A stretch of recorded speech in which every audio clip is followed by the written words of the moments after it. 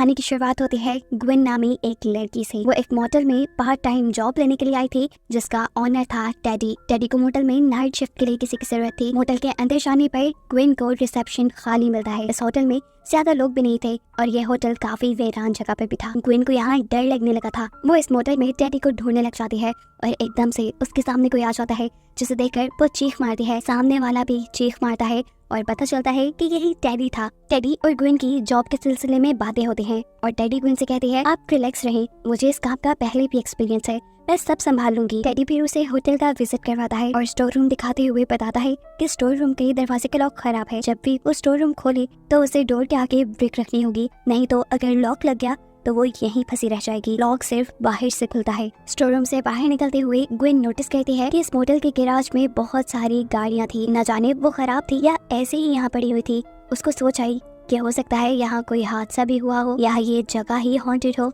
इस मोटल के अंदर एक पूल भी था जिसकी हालत अब बहुत ज्यादा खराब थी। डैडी बताता है कि पिछले साल इस पूल के अंदर एक बहुत बड़ा सा गड्ढा हो गया। उसे ठीक करने की बहुत कोशिश भी की गई, लेकिन वो भरा ही नहीं गया। इसी वजह से अब तक पूल बंद है। होटल का विजिट करवाने के बाद डैडी ग्विन से कहता है, अच्छा ठीक है, मुझे कोई काम है, मैं चलता हूँ। अगर तुम्हें भूख लगे तो ये लो मेन्यू, पास में ही एक होटल है, तुम वहाँ से खाना मंगवा लेना। ग्विन जाते हुए इससे कहती है, अरे मुझे कोई हथियार तो दे जाओ। डैडी हैरानी से पीछे मुड़कर दिखता है और पूछता है, तुम्हें हथियार की क्या जरूरत? अगर तुम समझ रही हो कि ये होटल हॉन्टेड है या ऐसा कुछ, तो मैं बता दूं, यहाँ ऐसा कुछ भी नहीं है। मैं काफी सालों से मोटल चला रहा हूँ। तब ग्विन से कहती है, अरे मैं एक अकेली लड़की हूँ, मेरे साथ कुछ भी हो सकता है, यहाँ मेरे पास एक हथियार होना चाहिए। जवाब में डैडी कहता है, तुम पुलिस को कॉल कर सकती हो। पर ग्विन इस चीज पे बसी थी, नहीं मुझे एक वेपन ही चाहिए, क्योंकि पुलिस को यहाँ आने में 30 मिनट से ज्यादा का टाइम लग जाता है। थक हार कर डैडी कहता है, अच्छा ठीक है भाई, पीछे चाकू और कुल्हाड़ी पड़ी है, अगर तुम्हारे साथ ऐसा कुछ भी हो गया तुम उसे इस्तेमाल करना और अपने दुश्मनों को मार देना। खैर ये सब तो वो मजाक में कह रहा था। अब वो सीरियस होकर ग्विन से कहता है, सुनो, मेरी कोई दुश्मनी नहीं है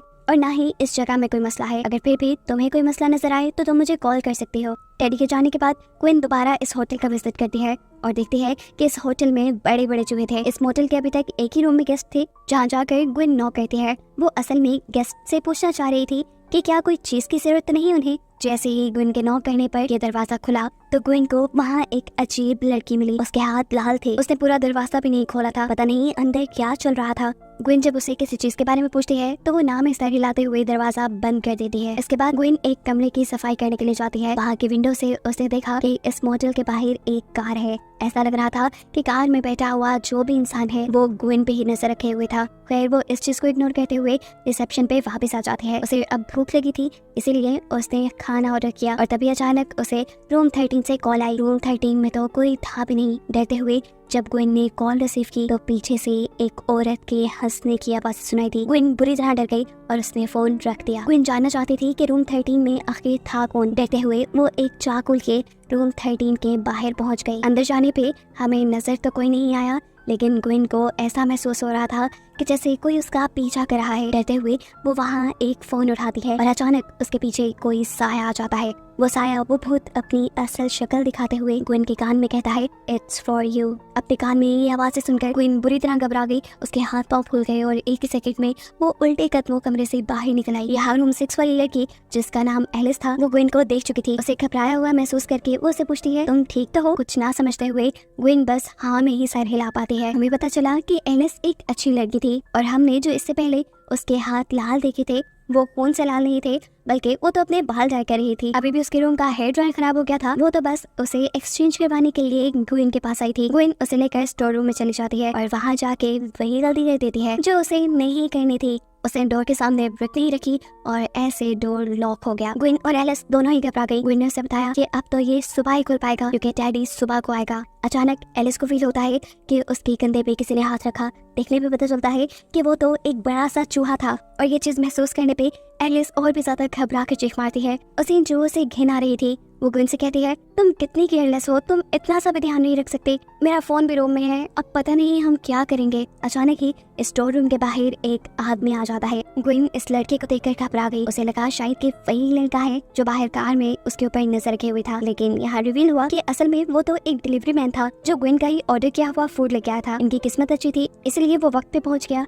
और उसने आकर बाहर से दरवाजा खोल दिया। जिसके बाद इन दोनों लड़कियों ने सुकून का सांस लिया। ये दोनों मिलकर खाना खाते हैं और एक दूसरे से बातें करते हैं, जहाँ एलिस अपनी कहानी सुनाते हुए गुन से कहती है कि उसका और उसकी मॉम का झगड़ा हो गया था, इसीलिए वो अपने घर छोड़कर भाग के यहाँ आ गई। अब अगली सुबह उसे यहाँ से लेने के लिए उसका बॉयफ्रेंड आ जाएगा और वो यहाँ से चली जाएगी। उसकी बातें सुनकर ग्विन उसे मशवरा देती है कि नहीं, तुम्हें अपनी मॉम के पास वापस चले जाना चाहिए। फैमिली एक बहुत बड़ी ब्लेसिंग होती है। एलिस के यहाँ सोच में पड़ जाती है और ग्विन उठकर ड्रिंक्स लेने चली जाती है। बाहर जाने पे उसने देखा कि पहले जो उसे कार दिखी थी वो कार अभी भी इस मोटल के बाहर थी और उसमें से अभी भी कोई ग्विन के ऊपर नजर रखे हुए था। पहले तो ये ग्विन का शक हो सकता था, लेकिन अब तो ग्विन को कंफर्म हो गया था कि कोई उसके ऊपर नजर रखे हुए है। घबरा कर जब वो होटल के अंदर आती है तो उसके हाथ से बॉटल्स भी गिर जाती हैं। एलिस उसे एक और मरतबा घबराए देखकर उसे पूछती है क्या हुआ। वो नीचे कांच को उठाने में भी ग्विन की मदद करना चाहती थी, लेकिन यहाँ ग्विन ने उसे डांट दिया, ये कहते हुए कि प्लीज यार मुझे दूर हो जाओ। एलिस को बुरा तो लगा, लेकिन वो चुपचाप यहाँ से साइड पे हो गई क्योंकि वो ग्विन की दिमागी हालत समझ सकती थी। कुछ देर बाद हम देखते हैं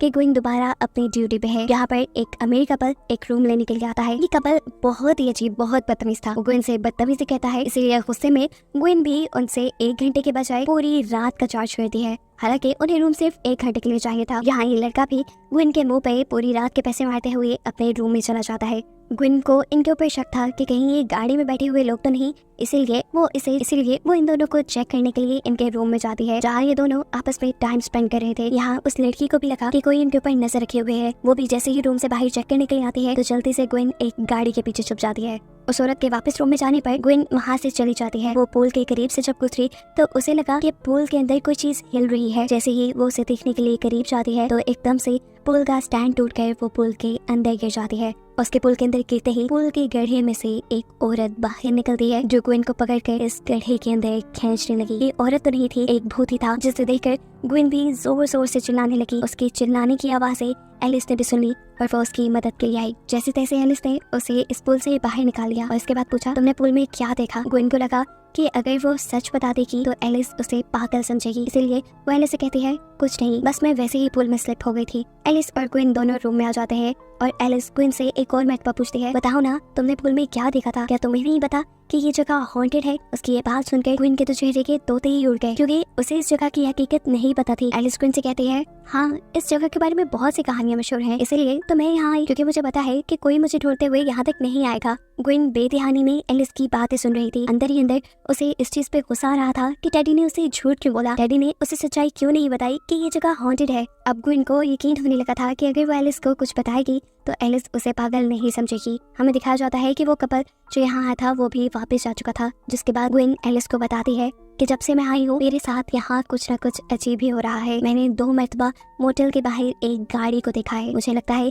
कि वो मेरे पीछे आई है। एलिस पूछती है कि तुम्हें क्यों लगता है कि वो गाड़ी तुम्हारे ही पीछे है? जवाब में ग्विन अपनी कहानी सुनाना शुरू करती है और बताती है कि जब मैं बहुत छोटी थी तो एक वॉल्टर नाम का आदमी हमारे घर में घुस आया था। उसने मेरी मॉम और मेरी बहनों को धरती से मार डाला, लेकिन किस्मत से मैं बच गई। मैं वहाँ से भाग गई और फिर उस पागल को पागल खाने भेज दिया गया। ग्विन उसे बताती है कि मुझे पता चला है कि 2 दिन पहले ही वो पागल खाने से भाग गया है और अब वो मेरे ही पीछे है, जैसे वो मुझे मारना चाहता हो और मुझे मारकर उसका कोई मकसद पूरा हो रहा हो। ग्विन के पास इस टाइम उसकी मोम का नेकलेस था। इस नेकलेस के बारे में ग्विन बताती है कि जिस दिन मेरी मोम की डेथ हुई ये नेकलेस भी उन्हीं के साथ गायब हो गया और अब 2 दिन पहले मुझे मेल बॉक्स में ही मिला है। मुझे लगता है कि ये नेकलेस वो किलर ही ले गया था और अब उस नेकलेस का मेल बॉक्स में भेजना मेरे लिए वार्निंग साइन है। एलिस को उसकी कहानी सुनकर बहुत ज्यादा बुरा लगता है और साथ ही साथ खौफ भी आता है। वो ग्विन से कहती है, तुम्हें फौरन इस चीज के बारे में पुलिस को बता देना चाहिए, लेकिन ग्विन कहती है, नहीं, मैं ऐसा नहीं कर सकती, क्योंकि इस गाड़ी पर तो मेरा सिर्फ शक है, मुझे यकीन नहीं, शक की बुनियाद पे मैं पुलिस को कुछ भी नहीं बता पाऊंगी। लेकिन अब ग्विन ने फैसला कर लिया था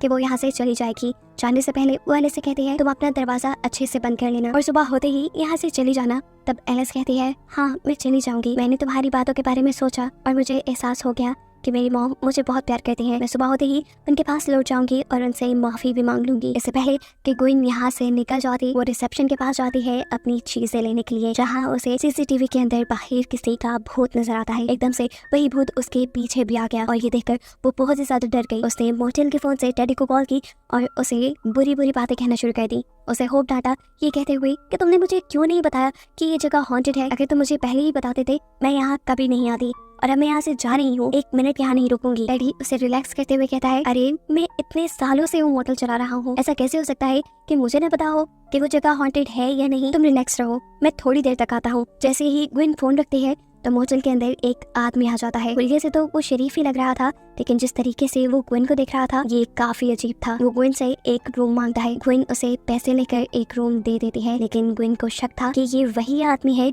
जिसने उसकी मॉम और उसकी बहनों को मारा था। ग्विन जैसे ही अब उसे कमरा दिखाने जा रही है तो अचानक ही अपने चाकू से वो इस आदमी को जख्मी कर देती है, क्योंकि उसे तो ये किलर लग रहा था। लेकिन कहानी में एक सबसे बड़ा ट्विस्ट ये रिवील होता है कि जिसको वो किलर मान रही थी वो किलर नहीं बल्कि एक डॉक्टर था। डॉक्टर भी ग्विन का, वो कोई किलर नहीं था बल्कि किलर असल में ग्विन ही थी। यानी हकीकत ये है कि ग्विन एक पागल थी, एक साइको थी और उसे मेंटल हॉस्पिटल में रखा गया था। 2 दिन पहले ग्विन ही वहाँ से भाग निकली थी और सालों पहले जो उसकी मॉम और उसकी बहनों का मर्डर हुआ था वो भी ग्विन ने खुद ही किया। लेकिन वो इस चीज को कभी मानती नहीं थी, वो सिर्फ उसी कहानी को मानती थी जो उसने दिमाग में बनाई हुई थी। यहाँ जो उसे भूत बार बार नजर आ रहे थे वो भी सिर्फ उसके इल्यूजन्स थे। ये जगह सच में हॉन्टेड नहीं थी। ये डॉक्टर जो यहाँ आए थे वो ग्विन को पकड़ने के लिए ही आए थे, क्योंकि वो जानते थे कि ग्विन कितनी खतरनाक है। इस टाइम डॉक्टर के साथ 2 नर्स भी थे, जिन नर्स को भी ग्विन बेदर्दी से मार देती है। एलिस को भी जब हलचल की आवाज महसूस हुई तो वो भी अपने कमरे से बाहर निकल आई, क्योंकि उसे पता था कि ग्विन के ऊपर कोई हमला करने आने वाला है। वो ग्विन की जान बचाने के लिए जैसे ही दूसरे कमरे में आती है तो देखती है कि वहाँ ग्विन के बजाय किसी और की लाश है। ये डॉक्टर की लाश थी जिसकी जुबान को भी काट कर नीचे फेंक दिया गया था और ये काम ग्विन ने किया था। ग्विन अब होश में नहीं थी। एलिस भी उसे देखकर बुरी तरह डर गई। यहाँ एलिस जो इन सारी चीजों को देखकर कंफ्यूज और परेशान थी, ग्विन उसे भी यहाँ से भागने का मौका नहीं देती और बेदर्दी से मार देती है। थोड़ी देर बाद इस मोटल का मालिक टेडी यहाँ आता है, जिसे भी ग्विन नहीं बख्शती और मोटल के अंदर आने से पहले ही कुल्हाड़ी से उसके ऊपर हमला करते हुए उसका भी मर्डर कर देती है। सीन कट होकर अब कहानी हमें कुछ हफ्तों बाद के दिखाई जाती है, जहाँ देखने को मिलता है कि ग्विन अब इस जगह की ऑनर बन चुकी है। उसने इस मोटल को बहुत अच्छे से रेनोवेट भी कर लिया है। एक गेस्ट ग्विन के मोटल में बुकिंग के लिए आता है। ग्विन बहुत अच्छे से उसका वेलकम करती है, लेकिन कहीं होटल के एक दीवार पे हमें खून का निशान दिखाया जाता है, जो इस बात की तरफ इशारा था कि ग्विन के होटल में जो कोई भी आता था ग्विन उसे मार देती थी। ग्विन शायद अब अपनी इस नए कस्टमर को भी मार देती, जिसके साथ बातें करते हुए ग्विन को दिखाते हुए ये कहानी यहाँ खत्म हो जाती है।